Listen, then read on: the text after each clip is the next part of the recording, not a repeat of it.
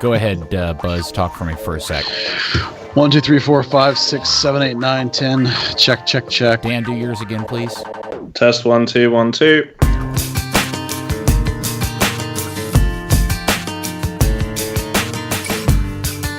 Well, hello there, FC Dallas Curious fan. Welcome to another edition of Third Degree, the podcast. After completing the worst May in club history, can fans hope for a more Seattle-like September? And now that we've seen the group stage of the U20s, is Paxton Pomykal the only quality attacking midfielder, not just for Dallas, but for the entire United States? And Ricardo Pepi, is he the high-speed bullet train that we've all been waiting for our entire life? Joining us on the pod today is our normal duo along with myself. By the way, I'm Peter, all the way from lands afar. Rejoining us, now that he's feeling better, Dan Crook. Hello, Dan. How are you this time around? Hi, Peter. I'm good. I was fine last time. I just wasn't in town. And I'm also calling in from DFW Airport, where I'm currently in a suit with a nice chauffeur's hat, holding an iPad that says Pomykal. Awaiting his return soon, right? And, of course, that's the jolly laughter of our founder and leader, editor of Third Degree Net and from the Dallas Morning News, Buzz Carrick. Come in, Buzz. Hello, gentlemen. I'm calling in today from Frisco, Texas, where the U17 and U19 Academy sides are about to play their final developmental academy games of the season. We are recording this just on the heels of the U20 third group stage game for the United States. They, spoiler alert, you may want to pause it if you haven't watched the game yet. They beat Qatar today 1-0, and I have to say, I think we're progressing as a soccer nation when I'm sour about a 1-0 World Cup win. Yeah, I think in hindsight, Qatar might have been a better team than the Ukraine, even though they lost to them. They certainly look a little more dangerous today. Although I think it's clear, and we laughed about it and sort of, but it really is true that without Paxton Pomykal, the U20s don't have any ideas either. They're just as much a disaster in the midfield without that kid as FC Dallas is. You know, watching the U20s, Durkin, Cervania, and Mendez just stood there looking at each other the whole game. You know, no one was linking, no one was rotating, no one was showing, and the midfield flow was disastrous. So hopefully the U.S. can recover before they likely play France. And that's not official yet, but that's a tough hurdle because that might be the best team in the tournament. Well, two of those three aren't even going to be involved because of Tab Ramos's odd coaching decision-making today. He's now without both Mendez and Durkin, who got yellow cards today, which means they're not available, which means Paxton, Cervania, and probably I'm going to guess the other kid he subbed in, Lanez. I can't remember. No, what's the kid he subbed in late in the midfield? It's not going to be Cerrillo. It'd be the kid that he used today. Ledesma. Ledesma, thank you. I couldn't remember his name. I suppose it would be those three for Tuesday. But I don't know about you guys. You know, it's funny because this is clearly the most qualified, experienced group of under-20s the U.S. has ever rolled out. And I've said this to a few friends of mine over the last week in watching this team is I've spent the entirety of my American watching fandom yelling at the TV because Americans have no confidence on the ball and they just tend to panic clear the ball away at the slightest bit of pressure. But all this week, all of my bitching at the television has been because these guys are too overconfident on the ball, won't make a simple pass, and tend to lose it in the worst of possible places because of that. And maybe in its odd, weird way, that is progress. Yeah, the U17 team's even worse. At least the 20s at least pass a little bit, you know, particularly when Paxton's in there. It is a different era. You know, we now expect to win certainly all the group games. We now expect to win when we're watching them. The confidence is real. I mean, these are pros now. These guys are adults. They're 17, 18, 19, 20 years old. They've all been pros for more than a year, most cases, sometimes 2 or 3.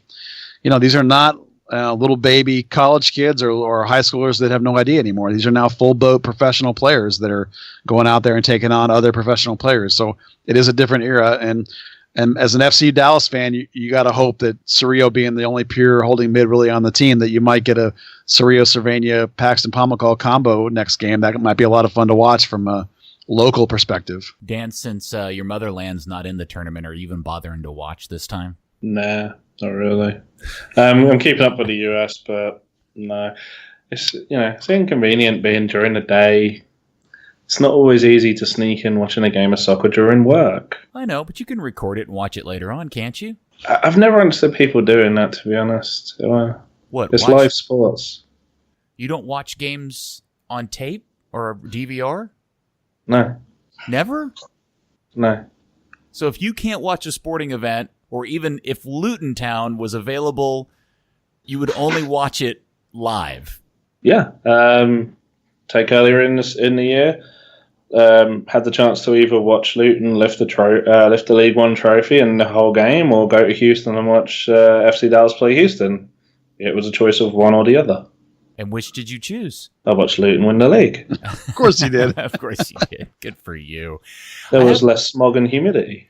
The other comment the other epiphany I had today was while I've been impressed with a lot of the kids on this team and a lot of the performances, and there's been a level of disappointment in some areas, if I had to point my finger at a player or players that I've been the most disappointed in, it's the two guys that play for the two biggest clubs, Timothy Weah and Conrad de la Fuente, who plays for Barcelona. Neither one of those guys has done anything for me in terms of all of the hype that comes with them because they, one plays for PSG and one plays for, theoretically the best club in the world. Yeah, it's an interesting situation. One of the things that one or two scouts have pointed out to me over the years is that when they come scout our clubs here in America and they come scout Americans, when they see like a nifty little number 10 type player in the middle of the field, they don't care about guys like that. They come to watch an American team play and they look at like a guy that's basically a track star running up and down the flanks. That's the guys that grab their attention and make them say, that's a dude we want to sign and bring in, because they don't have that.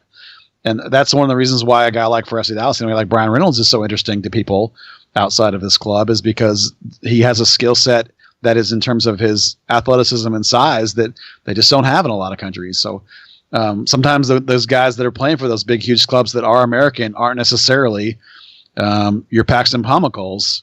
Christian Pulisic's probably the weird non-example of that, but otherwise they're attracted to these American track stars, and that's just because you're at a big club doesn't mean that you know how to play soccer at a high level yet. What you hope is that those big clubs teach those guys how to play that way. As a great example of a guy that's not particularly soccer smart, but is able to score the winner today. So you got to give him credit for being a gamer and a big player and rising to the occasion.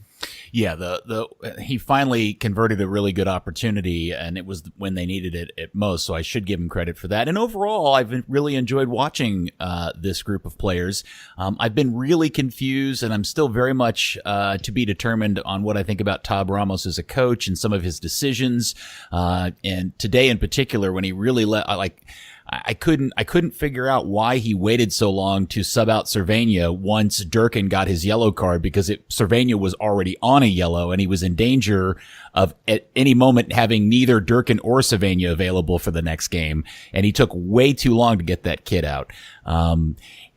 So we'll see where it goes from here. Obviously, France would be a really tough test, and missing a couple players won't make it any easier. But overall, I've enjoyed what I've seen from the team in terms of their willingness to kind of impress themselves on the game and dictate the style of play, which isn't something we always see from the United States at this level of international play. I'm with you on the Ramos questions, because he started, I think it was 4 players today that were on yellow cards, and 2 of the 4 are now out. I mean, for me, Dirk has been terrible anyway, so I'm actually happy he's out. But Mendes is going to be a loss, and there could have been even more of them. So he made some risky choices today. But, as you say, it's nice to see the young kids actually playing with confidence and looking like they feel like they're better than everybody they're playing, which I think has been the case. I think they've been better than every team they played so far. It's kind of funny now, mentioning Tab Ramos' odd selection. A lot of FC Dallas fans who were plugging for Tab Ramos during the winter suddenly having that realization that maybe the grass is greener on this side. Yeah, that's a really good point. There were a lot of people that were pushing hard for Ramos to become the coach after Pereira. And it would have been an obvious solution for a guy that had at least a little bit more experience than Lucci did. But let's see how the rest of the tournament goes before we close the book on him all the way together. But I'm glad. Oh, by the way, so the U.S., it appears, will more than likely play France, potentially Mali on Tuesday of next week in the round of 16, I suppose it is. Yes. In the World Cup over in Poland. All right. Now, since Dan mentioned FC Dallas, let's get into that. FC Dallas, now 18 points in 14 games. They are right on the line, the dividing line, on the good side of the dividing line of the playoffs. They are 9 points out from last place and 16 out from first place. And the 2-1 loss in Vancouver finished up. This was officially the worst month of May in club history since the rebranding. And it ties the worst month of May in the entire history of the club. They went 0-4-2 in May, and that has only been duplicated once before in the 0-4 season, back when they were the Dallas Burn, and they ended up in last place in the Western Conference. There were only 8 teams in the league at that time. And the only other season that was ever even close to that, and here would be your shining hope and hopeful star, is the 2014 season when they went 0-4-2 in the month of May, and that's the season they lost to the Sounders in the Western Conference Final. Yeah, I think this month has reinforced what we've always felt about Major League Soccer. Well, first of all, let's say the team is right where we all expected it to be, is it not? This is right where we thought that they would be at this point in the season. All of us, at least on this channel for sure. But this run reinforces what we've said all along about MLS, is that nobody really has a whole lot of depth in this league. When you miss 3 or 4 players from injury and a couple more, not from injury, from call-ups and a couple more from injuries, it goes south in a hurry. Nobody's got, in this league, has a full set of legit starters across the board. And for particular for this team, as we've talked about now for multiple weeks, you took out the MVP. You took out their best player, really, which is amazing that we'd say that, Paxton Pomykal, and they've just fallen to pieces. It's not working across any stretch of the play and of what you want them to play. None of it's working.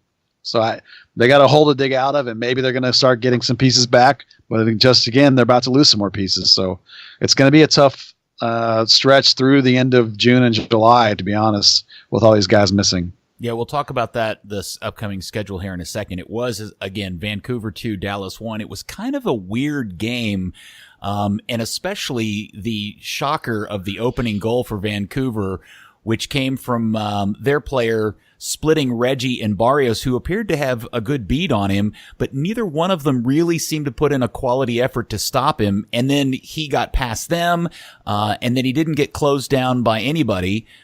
Specifically, the one player I want to point out is Brian Acosta, who I thought was ball watching on both of the Vancouver goals. And then he just made a really sweet finish to push it to the far corner and make it 1-0. The big surprise, guys, to start off this game was Lucci's decision to start Ryan Hollingshead at center back, a position he's never played for this team ever. And I don't know if he's ever played it before he had. And we knew Ziegler was hurt. And what happened to Colin Montgomery? What do you guys think was behind that decision? Yeah, absolutely. The first thing's going to be trust. Does the coaching staff have the trust in him to have 90 minutes or to have something that doesn't burn a sub? There's also the communication. Bresson's picking up his English. Let's say picking up. When he got off the plane to Dallas, didn't speak a word of English.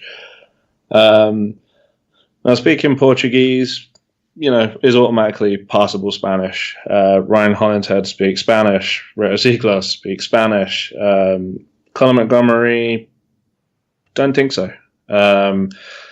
So, there's the possibility of lapses in communication there, particularly when it's your 2 leaders out putting a rookie in there. Yeah, the other thing I would say about Cal Montgomery, and I'm not knocking him because he's a young kid with some potential, but his weak spot right now, at least coming into this season, and he has gotten better at it, but his weak spot is passing. And in the Lucci system, particularly as a center back. We talked about how many touches our center backs get, how high the percentage passing they are. Remember all the stats about leading the league and passes and to each other and all that stuff. So you can't stick a guy in there that can't pass in Lucci's system. So for me, that's probably the main reason why you get a Hollingshead in there who, as a defender, is passing at the highest clip of anybody on the team. So I think that's the idea. But I do think it backfired. I think if Hedges is in there, I think Dallas wins that game because you mentioned Acosta, who I think has not been as a good holding six. On both those goals, I thought Hollingshead made a mistake. On the first goal, he does not. He just stands in the middle and waits. He doesn't come out to supporters wide, which you have to do as a center back. And on the second goal, the ball's coming in on a cross where Bresson's got it, and he makes a poor header. But Hollingshead charged forward to get the header too, rather than letting Bresson just deal with it. And so when the ball went past and wasn't cleared well, Cannon was left with two players. So one of which is Martino. So, it's not Montero. I can pronounce his name correctly. So it's not a guy you want to leave open with one marker on him. So, for me, that's a game where Dallas played its Lucci ball again and dominated possession and played the way they want to play. Got lots of shots. I talked in my breakdown about the poor shooting efficiency, which was terrible. But, all the signs and all the indications of what Dallas wants to do were there, other than some breakdowns where you were missing personnel. It gets back to the same idea. When you take out a guy who's a former defender of the year and put in a guy who's never played there, it's not going to be good. And that's what's going on with Dallas right now. I thought that first goal was kind of 6 of one, half of a dozen of the other between Hollingshead and Acosta. There's a point, Hollingshead's got Montero, and he's just looking at Acosta to drop back and close that channel, and he just doesn't. But the moves for both goals, started with just free passing in the middle. That middle third of the field, Jesus Ferreira had to drop back eventually because Acosta just went nowhere. Granted it's a double pivot, but he's more of that step up 8 player, and he just disappeared in both places. So defensive oddities aside, and obviously because of the situation with Rito and Hedges, that forces the situation. But we do continue to see some significant problems in the attack. The team didn't have a shot on goal until the 63rd minute, and that was by one of your center backs. They only had 3 other shots on goal the rest of the game. And again, if you just go look at a passing map, the amount of passing in the box or immediately in danger areas around the box is just not there in any way. You just begin to wonder how this is going to work how this was supposed to work. They knew Paxton was going to be gone, so you assume that the plan all along has been Pablo Aranguiz. But man, that kid can't do anything. And then it gets highlighted by the fact that he has an open net and he misses it and hits the crossbar. And then subsequently, shortly thereafter, gets subbed off and kind of throws a hissy fit. And now we won't see him again for a while. This team really has a significant problem in creation at this point, and it's not clear how it's going to get solved until Paxton comes back, assuming he returns. Yeah, the final ball into the final third is not good. In terms of like creating opportunities to get balls in, the Dallas had 35 crosses to 5 for the other team.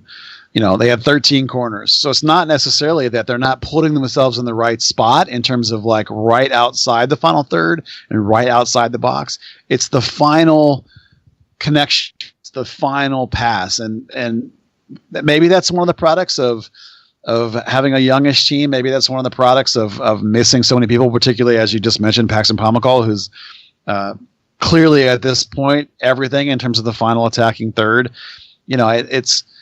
It's hard to put your finger on why it doesn't work. Aranguiz has tried to make the passes, and I will admit that like over the last couple of games, they're better with him than they are without him, I think. But because that may be because the option is to bring in Andresic and have Ferreira as the 10, and that's. I like Jesus Ferreira, but that's a bad combo. It's none of it is working the way you want it to work. The whole team is set up to take advantage of, the double 8 Pomacall Acosta combo, and right now you're not getting it because you're having to use Acosta as a holder, and Paxton's gone. So right now there are very few solutions, and which way they're going to go and how they're going to solve this thing that's why Lucci's getting paid the big bucks theoretically. Quick question: is the story written on Aranguiz at this point? And if so, where do you think it went wrong? Is it just a function of just it being in his head, or or is it a function of he's just not as good as he was hyped to be? This game in particular, I was super frustrated. He turned the ball over on, barely forced errors 3 times in the first 15 minutes of the game. It appears that anytime somebody passes him a ball to midfield, if a defender wants to press him hard, he's really easy to dispossess. And I just wonder, is that just in his head, or is that just his game? Well, he is still 22, which is, in international terms, you start to think that's, you kind of know who he is at this point, but he still should have 5 or 6 seasons of development ahead of him. My guess would be, or my take is that the Chilean league is not particularly vertical. It's pretty side to side and pass the ball around and not urgent in its play, so he's not quite used to this MLS track meet sort of style, particularly when you're talking about playing with Baji and Barrios and guys that want to go get in behind, on this from the wings and play this. So I think Aranguiz is probably not used to this splitting sort of pass idea, where he's trying to time it perfectly, and he's used to more of a 2 or 3 man little combos, and then and maybe play like a softball in behind and somebody can come. I just think there's a style problem with him in the league. I would not write him off yet. It has only been 20 games and in a career in this league, and really as Mauro Diaz said, that's really only half a season still, a little over half, but it's still only half a season. So I'm not ready to write him off, but clearly it's not working in terms of how he's interfacing with the league. And I mean, he's leaving town. So we're going to find out if somebody else can play that spot. It's going to be hard for him to get back on the field after he comes back, because Paxton will be back too. So it's going to be tough for him. Yeah, we found out after the fact, and I'm still confused how this seemed to get by everybody. The club didn't even announce it until almost a week after it came out from the Chilean National Federation that he's leaving to go join the U23 Chilean team in Tulum for that tournament. Which seemed to come out of nowhere, and congratulations to him, and I hope he has a nice time in France. But we all found it out when I think it was the the guys over at 19th Minute saw it on an Instagram post or something. So I don't know. I think the thought about that is that now that he's going to be gone for a while, that gives a great opportunity for Thomas Roberts, who I want to point out came on the field and actually was pretty effective. And while it may not be completely fair to Pablo, because obviously Vancouver's changed their game and their strategy at this point of the game by the time Thomas comes in, but I'll be damned if that kid from Arkansas wasn't way better almost immediately at the things this team needed than Pablo had been over the last, 2 games or so. Yeah, his style fits the team better. He's been playing in the academy, obviously, which is the same kind of team. He's been playing with some of the same players. He knows how to play in this American verticality that we have. He is the best on-ball player that FC Dallas has, regardless of age. His ball skill is the best in the team. So there was a really weirdness to the FC Dallas lineup at that point, actually, because he slotted in sort of between Barrios and Andresic at that point, sort of playing into that left channel a little bit.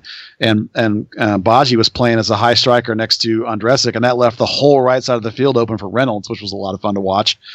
So I'm pretty excited about the chances of seeing Thomas go forward. I have some thoughts about all that kind of stuff, but we'll get into that when we get into the game about what's going forward. But I agree that Roberts, and I don't know if Dan agrees with me, but I thought Roberts actually looked really exciting for the 20 minutes he was in there. I was going to say, he looked really comfortable on the ball. He was it was the Thomas Roberts we watch in the academy, the comfort, the swagger.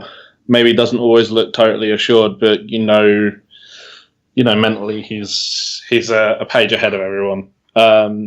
One question we'll never really have an answer to is if it was Roberts for Aranguiz instead of Ondrasek, and he did have those extra 20 minutes, would it have been a different end? Well, that would have been an interesting question. You would have had him as a pure 10, and Jesus would have stayed up top.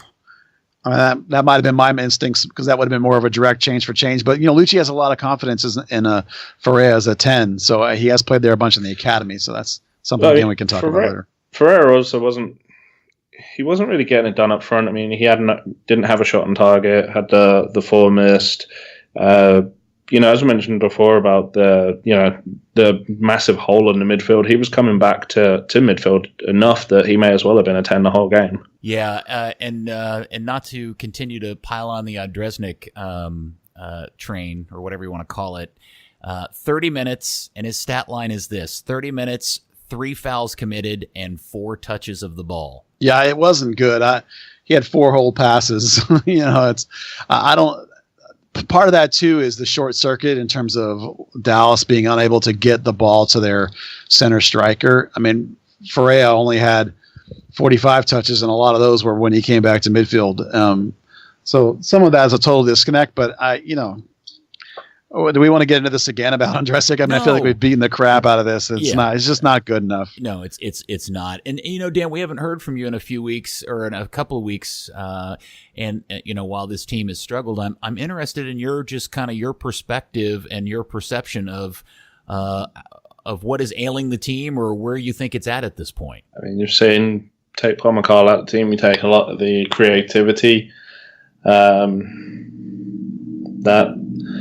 What's going on with the midfield 3 is still troubling.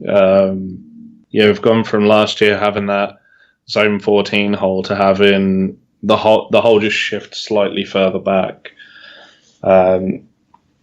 It's having this kind of hard double pivot as opposed to what we saw earlier in the season, where you had like more of a 6-8-10, albeit staggered. It just seems to be falling away a little bit. We are definitely seeing more of a swing back to the Lucci ball style, which is nice. It's not the most entertaining brand of football to watch, but the more they play it, the more they're going to get the job done.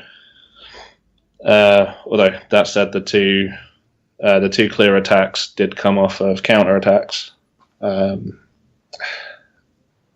still setting in their ways. They're still trying to really put their stamp on things, develop their style, and create their identity.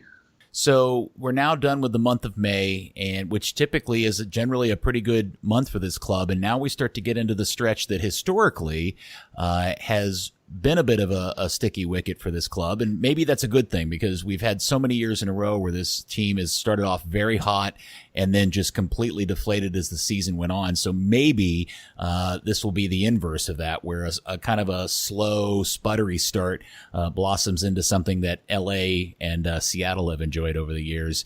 June lines up like this Saturday at home versus Seattle. Then they go away a week later against San Jose. Then they have the midweek not FA Cup, how stupid am I, U.S. Open Cup game, which will be played at SMU against OKC. And then they're home against Toronto, and then home again against Vancouver, which is a Wednesday night. And then they travel that weekend to go to Portland, as Portland is now off the snide on their a new stadium construction is complete, and I think they open there this weekend. I can't remember if it's this weekend or next weekend. So that lines up a pretty busy June for a team that's going to be struggling to field a bunch of players. Yeah, I mean, the best we can hope for is that if you're thinking purely of an FC Dallas perspective, is that the U.S. loses soon in the U20s, and you get Sarria, who's going to be a starter, because Grez will be gone, and you get Paxton back. Those will be 2 pretty big pieces, and maybe even Cerveni will see some time, over that stretch, because you're going to be missing Acosta too. So, there's some games in there at home that you can win. It's going to be important to try and get back on your feet, try and get the season turned around if you're thinking in terms of any kind of real playoff competition. But I think it's also important to remember that we've talked for quite a long time about how this was I'm not going to call it a rebuild season, but this is a progress season in the terms of like shifting of your philosophy to young kids, and trying to sort of start over in many ways. And there's going to be some pieces leaving over the course of this season, I think, and some pieces coming in. So the next stretch is important. It's not going to be the end of the world if this team just sort of holds water for the next month. Actually, missing who you're going to be missing, you might just be real excited to hold water over the next course of the month. And then earlier this week, Buzz, you wrote an article for the Morning News kind of outlining the one danger game, or the one really interesting scenario, which is the game away at San Jose, where the club really may struggle to field a full 18. Yeah, if the U.S. wins on Tuesday, and so you don't get those three kids back, Acosta and Grezzo are leaving after this weekend's game. I have not seen the final U.S. roster, but if Reggie gets picked for the Gold Cup, he'll be leaving after this weekend's game too. So you're missing, that's 6 guys. Now Pablo Aranguis is gone, that's 7. And Santiago Mosquera is still hurt, that's 8. And then Ziegler may or may not be recovered by then. We're not sure, but we can assume he will be. But either way, you're down to basically 14 field players, which is actually the rule. Like if you have 14 available, then you can't sign an emergency hardship player. So if they pick up another injury or two, they might be able to pick up a hardship player. Presumably they would look to their own academy for that, because you're only talking about a game or two that could happen. The one part that I find particularly interesting, if you're into the new rules kind of shenanigans with this league, which can be crazy, is that Francis Atuahene and Christian Coleman are actually not on the injury list anymore, despite the fact that neither one of them is going to play because they're a month from being back in shape again. Theoretically, they're not hurt anymore. So do those guys count? If they count, if you can roster them, which I have no reason to think you can't, it all of a sudden is way harder for FC Dallas to try and add an emergency player, because theoretically those guys can play. So it's going to be really interesting on that San Jose game to see if Dallas can manage to field a team at all. It's going to be really crazy if the U.S. is still in it, who they have to try and put out in an 11. Yeah, I thought, the thing about Coleman is interesting because obviously everybody knows he's nowhere near ready to play, coming off a pretty severe knee injury. Right. And so but he's not listed as injured, but Nope. he can't play. And so that makes me wonder who's making the decisions, or what are the rules specific around that type of scenario where a player is in rehab and not available, and then could, to your point, Buzz, create this really weird situation that because he's not listed as injured, he keeps the team from being able to call up a hardship signing. So I wonder, I would love to know more about how that's all being decided and who makes that decision. Does the club decide not to list him as injured? Does the league say you can't? That's the part that's, I think, all very fuzzy to most of us. Yeah, this is a league in transition still. It's coming from what at best we could have all called a minor league sort of status over its first years. And now it's becoming a big time, huge league. So it's like things like that are getting more attention. And we don't really know the answer. From the club's response, apparently, the minute that the medical doctors say that there's no longer any physical injury, they put them on the list. They're not on the IR anymore. So, you could come off of a knee injury like this and still be months from being able to play, and yet he's not technically hurt anymore. So it's a real mystery. I would like to ask some questions over time and try and get an answer to this. I don't know that it's the kind of thing that they're going to talk a lot about, the team or the league. We may have to try and dig out some unofficial answers that we can sort of talk about. This is just, it's sort of weird. I mean, you know how this league is. They don't like to talk about this kind of thing. It's shenanigans again. I don't know what to say, really. I can't even get anybody from the headquarters in New York to respond to the multiple emails I've sent asking them to please put me in touch with somebody who can clearly explain the kit assignment rules and how they make decisions on who wears what and all of those things, because it just seems to be this most willy-nilly thing. And you would think that would be the easiest conversation in the world to have with somebody, but I can't get anybody from Dan Quartermanch all the way down the line to respond to an email saying, yeah, we'd love to have this conversation, or even, no, Peter, F off, we're not bothering with you. That's none of your business. It is what it is. I can't get anybody to respond. And just to note, it's not like they haven't responded to my emails in the past. I've gotten responses to emails to things that they're happy to answer, but if I can't get answers about kit assignments, you're right, Buzz. We're never going to get an answer about how injury decisions are made. Well, here's the one thing I will add to this conversation about injuries is that I have been told once or twice that there's this page on the league website that's not the team's website, but the league website that has a roster, and it divides roster into its slots of things like internationals and supplemental rosters and all that kind of garbage that most people don't care about except for us, right? Well, on that page, it actually has the statuses of people, and I'm told that is about as an official of a roster as anyone is ever going to give you. And on that page, it still says that Christian Coleman and Francis Tuahene are, quote unquote, if you will, rostered as injured.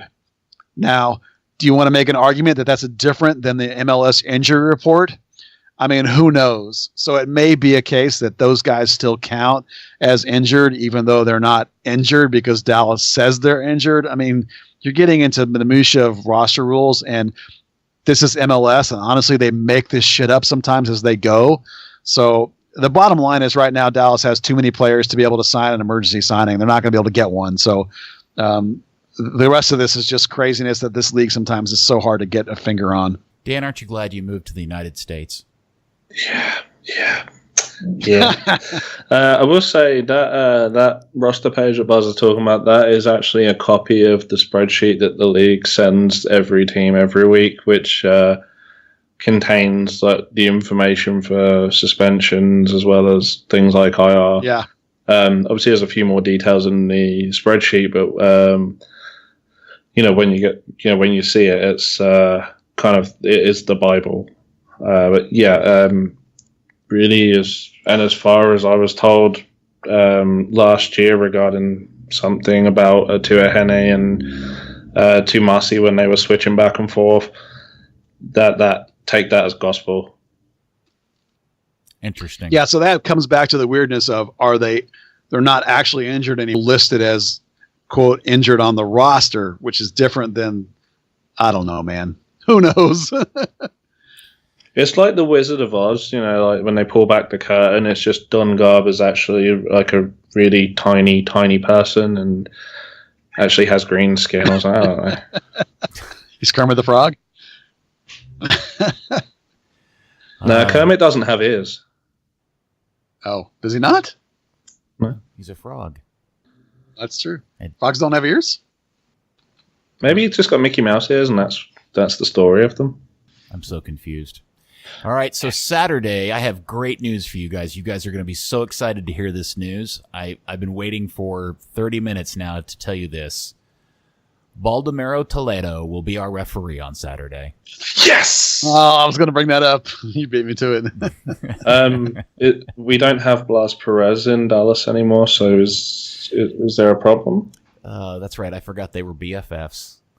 Seattle comes into town. They are in third place. They have 26 points after 14 games, so they have 8 more points than Dallas. Now they only have one win on the road this season, but they've been in pretty good form of late. Now they have one loss in their last 7 games. But in their last 7, they're 2-4-1. They've got 4 draws, and they did lose their last game, which was their first loss since back in late April. They did lose at Sporting KC in a kind of a goofy game, 3-2. And this week also was a big deal for the Sounders because they officially announced the retirement of Chad Marshall.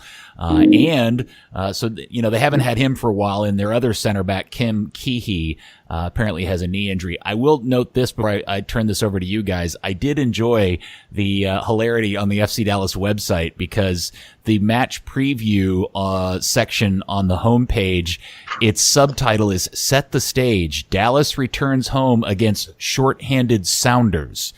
Now, I find that to be interesting considering Dallas's situation being shorthanded. The Sounders are nowhere near as shorthanded as Dallas is. Although Seattle after this weekend probably will end up being close to the same because they got a lot of call-ups for Gold Cup as well. Well, they're also going to they're losing Ladero for the Copa America, but he's also suspended for this weekend's game. So they are short-handed, but if you want to call them short-handed, you'd have to say that FC Dallas are handless. Good one. It does set up an interesting game because Seattle has proven to be a kind of a resilient squad this year. They've battled pretty strong, and obviously we've talked at length about the downsides and kind of shortcomings of Dallas, and Lucci's got his work cut out for him on Saturday night. Yeah, it's funny when you think about it. They only have 2 more wins than Dallas, which is weird. They already have 5 ties in the season. That's crazy. They're turning losses into ties. That's a hallmark of Dallas's teams under Pareja. You remember, was turning losses into ties. But if we want to talk about what Dallas is going to roll out there, when you've lost, haven't won a game in 6 now, and you go through one of your worst months of all time. You have to take a lot of these ideas with grains of salt because you never know what a coach is going to do when he's panicking because he hasn't won a game in a month. But I'm gonna say that what I hear is that Ziegler may not quite be back yet. That his groin tightness may be lingering, or maybe they just want to be careful. But either way, Hedges is back, so I'm going to guess you're going to get a Bresson Hedges combo, which leaves you either Nelson or Hollingshead at left back. I kind of leaning towards Nelson at this point. I think he's done a pretty remarkable job every game he's played. I kind of think the way Lucci thinks these days, which is his young guys have been better for him than old guys, so he might go with Nelson again. On the right, I actually think Cannon needs a game off. He looked a little ragged last game, so maybe flip a coin there as to whether you might get Cannon or maybe Hollingshead at right back. I'm not going to suggest Reynolds. Not that I don't want to see Reynolds play, but when you are losing games, to throw in another 17-year-old kid who has yet never started a game, that doesn't sound like something Lucci would do. I feel like Lucci was more than likely you might see a Nelson Hollingshead at right back combo than you might not, just because of the idea of giving Cannon a game off, particularly because he's going to theoretically leave soon anyway for the Gold Cup, and you got to figure out who the heck's going to play right back. Grezzo's back. I'll assume he'll play this time. Again, he's leaving after this game, which leaves you in probably Acosta in the midfield with him. Now, the real question is what you're going to do at Aranguiz's spot. Do you go with Thomas Roberts, Thomas Roberts is super exciting, and that's the least amount of changes. I don't think it would be the triple holding mid with Hayes in there. That really didn't work when they tried it twice. So it's either Thomas for me or it's Jesus Ferreira at the end of the game, bringing him back and playing as a 10. Lucci likes that. He's gone to it a couple times late in games lately. I'm going to bet on Roberts. That's the vibe I'm getting from around the world. Around the neighborhood, not around the world. Mostly because it leaves the front line intact, which has been decent the last couple of games with Baji, Ferreira, and Barrios. And it would be a lot of fun to see Thomas pulling the strings with that trio up front to see if they can get behind Seattle and make Seattle sit deep and not press high. That'll be kind of fun because I would think if you're Seattle, you wouldn't want to come in against that trio and press high because it leaves you a ton of space behind, which is where Barrios and Baji will kill you. So, do you think that if they play with Roberts in that, do they line that up in the same way they started off the season with Grezzo, Acosta, and Pamacol with those three, or is it? And if they do that, who's playing the 6 in that situation? Is it Jacori or is it Acosta? Yeah. Well, no, I think it's Grezzo. Oh, that's right. Grezzo's available. I'm plays, sorry. I forgot Grezzo. That's right. I forgot. Right. Grezzo can play the single 6. So if it's Grezzo, then I think you get your Roberts Acosta dual 8s like when Paxton's in town. So that's the big swing right there. If Grezzo can go, then it's back to the single pivot with 2 8s. If Grezzo can't go, and I don't know why he couldn't, he's been cleared to play for a week and a half now. Then you're going to get a Hayes Acosta deep combo with Roberts as a pure 10. So that's where you'll get the pivot in midfield, and which one it'll go depends 100% on whether it's Grezzo or not, which is why I think it'll be Grezzo. Because because the other person that can do it is Cerrillo. So if Cerrillo's coming back, maybe not this weekend, maybe it's next weekend, but Cerrillo's coming back right when Grezzo's leaving. So then Cerrillo can go single pivot too, and so you can go back to your dual 8s again. So either way, I think that's the way forward. Can we establish a quick thing after Peter whispered Thomas Roberts in response to Thomas Roberts' name being said? Yeah, that needs to be a thing. Anytime somebody says Thomas Roberts, someone's just walking down the street. Thomas Roberts. Thomas Roberts. I use the whisperer. You know, I have this weird FC Dallas fantasy. Thomas Robert proves out that he actually can do this at this level. And before they sell him off to Bayern Munich here in the near future, we actually see a 8-8 lineup of blonde-haired fury with him and Paxton. Oh. God, that would be so wonderful to see those two guys just running about, just, you know, spraying passes left and right, one touch. Well, if that happens, it'll be over the next stretch, and it wouldn't just be those two; it would also be surreal. So you'd get a full 18, 18, and 20 central midfield. That's pretty exciting. Yeah. So, Seattle's in town on Saturday. That game starts at 7:00. The other thing, it is a special night. It is Pride Night. And I don't know if anybody noticed, this is Dallas's turn to, pick up, on the league-wide, gay pride theme. I guess they get their special training shirts this weekend. I don't know if anybody else got a hearty, quiet chuckle to themselves when they noticed that that nothing in any of the notes promoting the game remembered to mention that it was also Gay Pride Night at the stadium this weekend. That's an FC Dallas thing and a league-wide thing. You know, this whole soccer for all. It's you know, June is LGBTQ Pride Month, and they're like, yeah, we're gonna have the rainbows. We're gonna say like, don't discriminate against people, but we're not going to use words like gay and lesbian and homophobia. We're going to make it really generic, and that's FC Dallas as well. Let's not offend the Collin County soccer mums, but you know, we're actually getting strong-armed into doing something. You know, Dan, I'm glad you're back, because last week I promoted a discussion of a topic, and I forgot to get to it. But now that you're here, you can help fill in some color. I noticed that it's now is it colored smoke? That's right. It's now legal to smoke at Toyota Stadium. What is the story behind the surprise introduction of smoke in the beer garden? I know I've been told there's a crazy long set of drama and story behind that. The supporters groups have been fighting hard to get that for probably 6-7 years. FC Dallas said, "Oh, you know, it's a league policy that smoke isn't allowed." And it's like, well, and then the argument back is, well, why are they showing Portland and Orlando and Atlanta, whoever else? Yeah. And they said, "Oh, well, now it's the Frisco Fire Marshal. Yeah, there's nothing we can do about that." And then someone actually had the brilliant idea to call the Frisco Fire Marshal, who kind of went, I mean, theoretically, if you wanted to do something at a public event, you'd need a license, but yeah, we haven't spoken to anyone about it.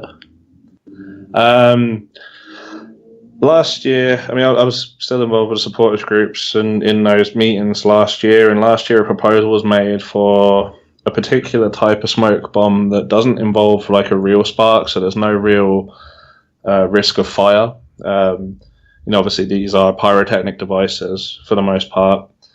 And the front office said no, they'd require a 48-hour fire watch.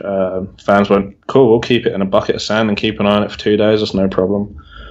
Well away from the stadium in the city, and I said, oh, you know, you can't do that, it has to be us, and we're not going to do that, because that would be us on the clock for 48 hours straight. And then fast forward a year later, and the front office came back with the same proposal that the supporters groups made to them the year before. Wait again? They waited a year and then made the same proposal back to the supporters groups that the supporters groups had made to them. Oh. So currently there are, I think it's 3 or 4 poles which have a front office supplied smoke grenade. There are 2 people who are the presidents of El Matador and the Dallas Beer Guardians. They have been trained to set those off. They're allowed at kickoff, halftime, start the second half, after a win, after a goal. It's the most American thing ever. You think about they're not being set off by the front office because that would kind of invalidate the entire thing. There is some talk about trying to get a few more of those stations and train a few more people up. I was actually speaking to Luis, the president of El Matador, yesterday, and he said try and also push for on July 4 having red, white, and blue smoke. So that would look pretty cool. Yeah, no, it just you think about all of the stands and supporters groups around the world, in South America and in Europe, and they're firing off like Roman candles and all sorts of crazy stuff. And here in the United States, we have to screw it together as tightly as can be. So, at least it's a step in the right direction. Yeah, I mean, it looked fantastic when I saw it, so I'm glad it's happening. It just when you hear the behind the scenes and the ridiculousness to just do that, you just well, let's give a little bit of love to Jimmy Smith, who, from my non-supporters section perspective, seems to be like, since he got involved over the winter, there seem to have been a lot of positive changes for me coming from him. Involving the Supporters Shield and involving atmosphere in the game. So credit to whoever decided to let him get involved, and credit to him for pushing it forward. Jimmy Smith. Do you want the story of how he got involved? Well, first off, why don't one of you tell everybody who Jimmy Smith is? Because I'm going to guess 90% of the people listening to this podcast have never even heard his name, much less know what his role is in the front office. So Jimmy Smith is the Chief Financial and Chief Operating Officer of FC Dallas. He is effectively the person that runs the show because it's really not Dan Hunt. Nothing goes on without Jimmy's say, essentially. So there was an open letter sent by the Dallas Beer Guardians over the winter that was very, very testy. Famous open letter.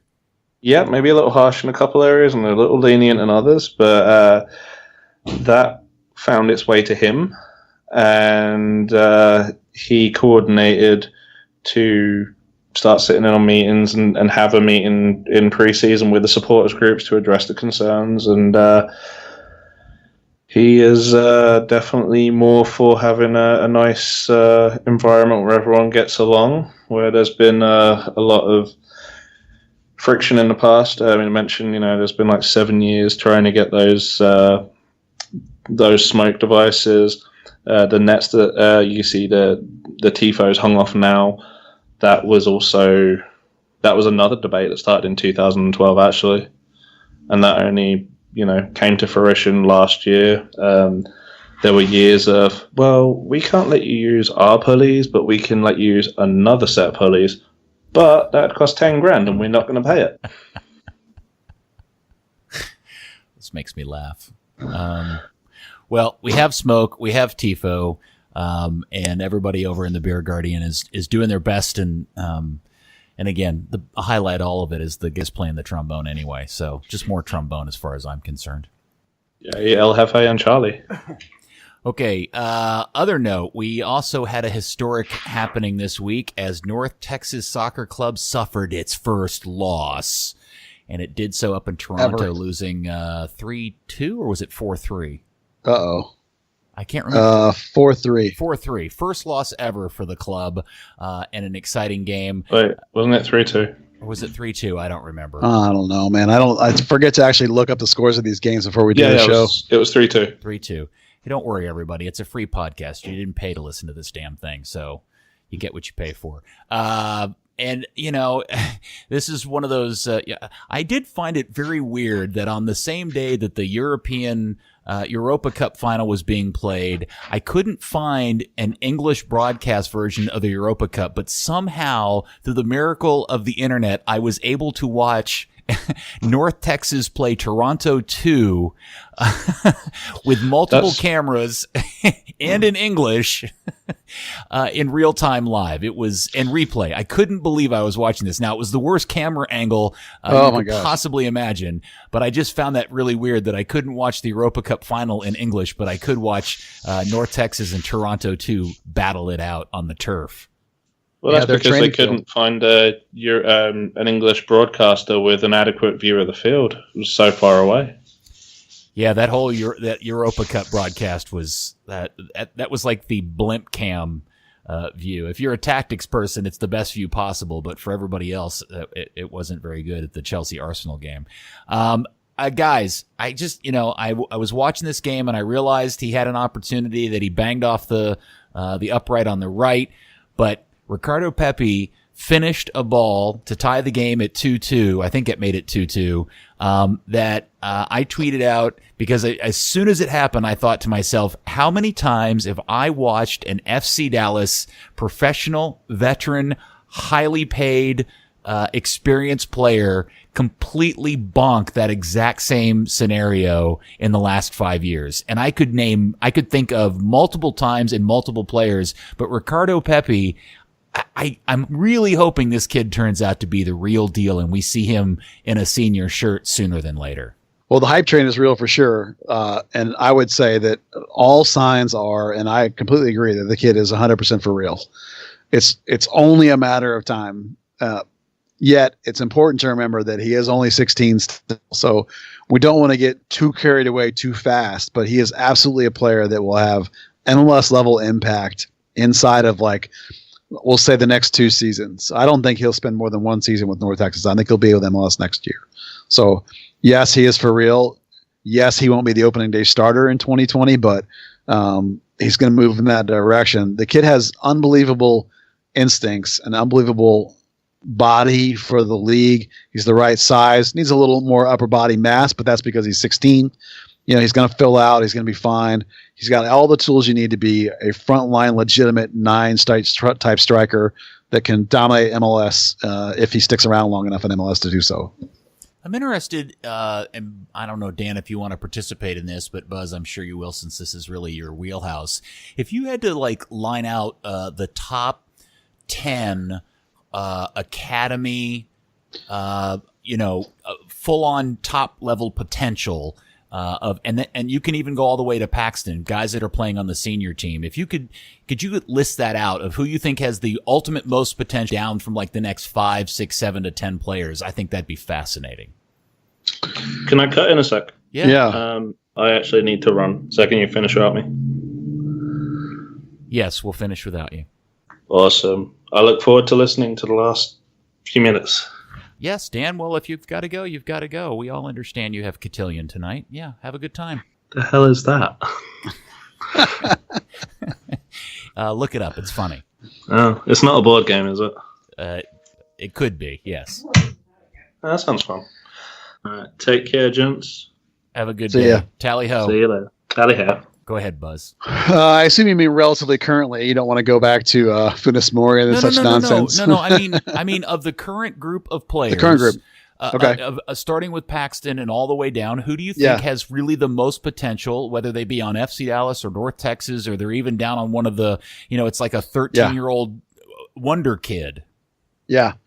Well, the highest ceiling right now for me is Pepi. He really does have the tools to be just a spectacular kind of generational player for the United States if he sticks to the United States. After him is for me is Paxton and Chris Kappas. I have right there together. I actually personally like Kappas better than I actually like Paxton, which is amazing because Paxton is phenomenal. But there's something about Chris Kappas' game that really speaks to me in terms of his will and determination. So far, unfortunately, it's not really showing up in Norway, so that's why those guys are kind of together. After that, you have to go down past the 19s, I guess, for the next best player. I'm interested because you've previously said you thought Thomas Roberts had a higher ceiling than Paxton. I do think that. You're right. Thank you. He's a better pure ball player. My only worry about Thomas is that if he does go to Bayern, that he could get lost. It's one of those things where you look at the Bayern team and you look at how good they are. You wonder if a guy that goes there is going to be able to actually break into their team. It may take, if you send Thomas Roberts over there, it's going to take him longer than it would if he was here to break into somebody else's pro team. Probably he's going to have to eventually probably be sold to somebody in order to start getting first team minutes. It's one of the real interesting parts about going to Germany. So you're right. He passed through my brain. He actually has higher upside for me than Paxton does. Paxton right now is clearly a better player. So Thomas would have been number 2 after Pepe. So that's my bad. All right. And then I have to think about, thank you for reminding me. And then I have to think about the rest of the teams for just a second. I think if you had to go down to the 17s again, for me, there's a kid named Diego Lateef in the 17s who's recently gotten into the Mexico youth teams. I think he's got spectacular upside. What position is he? He's a holding mid for the 17s, and he's not like a crunching tackler. He's not that kind of holding mid. He's more like a cerebral holding mid, more like a Sergio Busquets kind of holding mid. Now, listen, I'm not saying he's that good. I'm just saying that in terms of the upside for me, I think he's particularly good. I think you have to include right about that same level, maybe a tick that is where you get to Edwin Cerrillo, who I've been raving about for about a year and a half now. I should probably so I'm doing it off of my head, so I apologize. I need to stick Richards in there somewhere. Richards probably needs to go up with Thomas Roberts as the most potential. I really wanted to limit team. I wanted to limit it to players that are still with the club. Okay, good. Then let's forget Richards then. And then below Lateef and Cerrillo, you get a grouping of about for me 6 or 7 guys. Tanner Tessman is in there. I think Tanner Tessman is going to be a great MLS player. The brothers?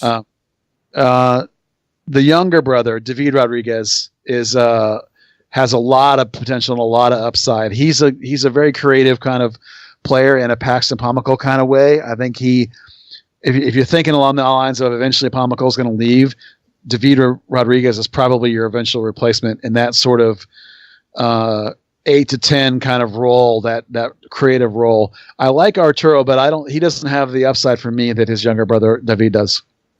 Fascinating. The left back and the 15s, Jonathan Gonzalez, is spectacularly good, tons of upside.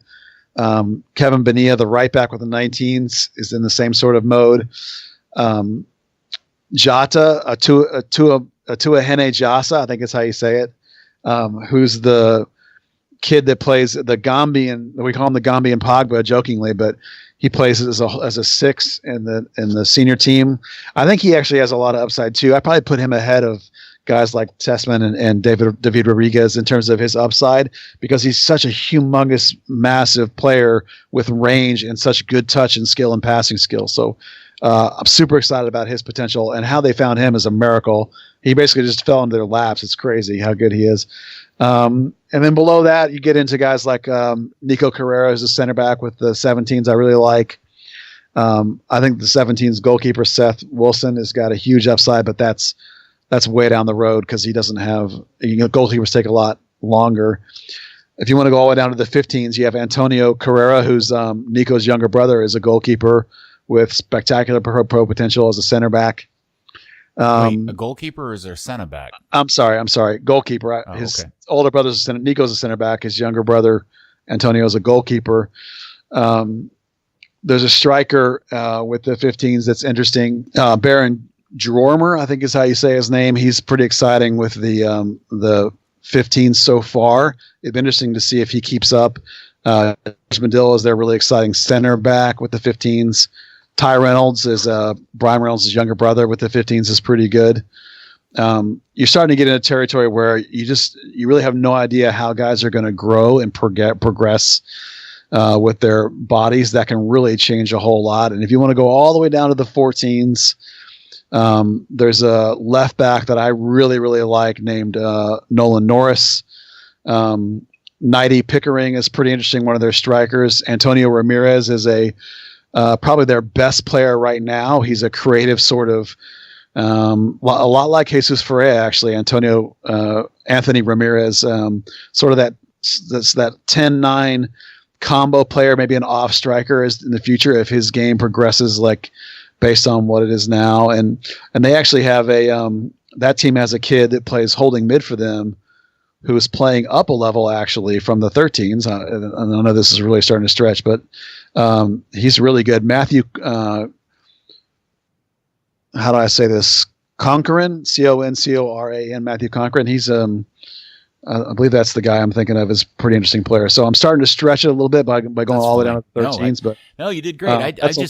In watching Pepe, I just wondered where you felt he fell in terms of the total potential. He's number one. Really? Yeah. Really? Yeah. Fascinating.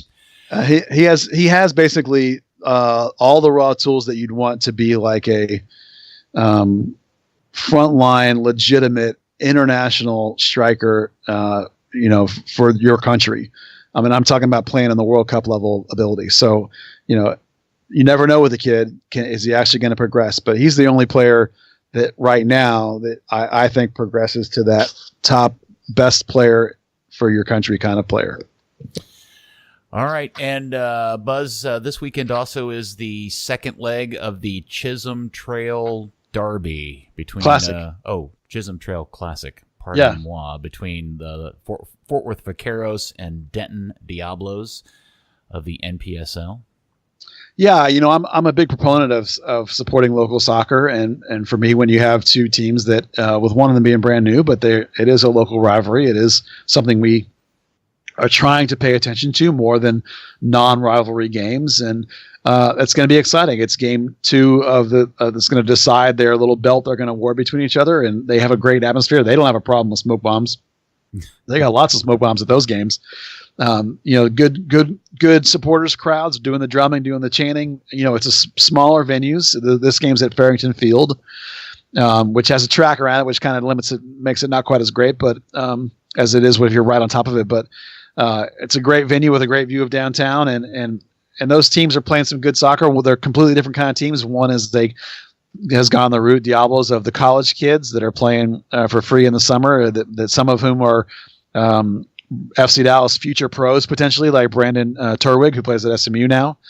And then Vaqueros has gone the other route lately. They're actually paying their players for the first time, so they're full boat semi-pro, and they've got some guys that double dip with the sidekicks that are probably some of the better players in town, short of Rayados, who of course are the spectacular amateur team in Dallas. But it's a great local game, and it's a great local product, and I'm going to be at that game over the FC Dallas game because I've made promises to people to try and cover them a little bit. So we're going to give it some love, and I'm going to be out there. I hope other people will, if you're on the west side of town and want to come out and watch your Fort Worth team play your Denton team, it's going to be a fun game. That's pretty amazing. Buzz Carrick is going to Fort Worth versus Denton NPSL game over FC Dallas and Seattle for Major League Soccer. That's pretty...